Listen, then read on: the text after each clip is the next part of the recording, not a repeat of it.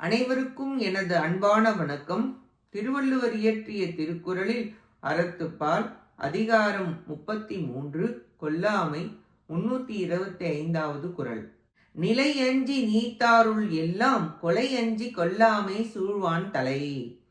கொல்லாமை என்னும் அறத்தை பேணிக் காப்பவன் இல்லறத்தை விட்டு துறவரத்தை ஏற்றுக்கொண்டவர்களை விட உயர்ந்தவன் ஆவான். பிறப்பில்லாமல் வீடு பேறு இன்பம் எய்தும் துறவரத்தான் பிறப்பு என்பது துன்பம் என்பதை உணர்ந்தவன், தத்துவ ஞானம் அறிந்தவன், அவன் சமய வேறுபாட்டால் எல்லா தரப்பட்ட மக்களிலும் உயர்ந்தவன். கொலை அஞ்சி கொல்லாமை செய்யாது ஒழுகுபவன் அவரை விட உயர்ந்தவன் என்கிறார். கொலை புரிவது பாவம் தருவது, அதை விட்டால் உயர்ந்தவனாகிறான்.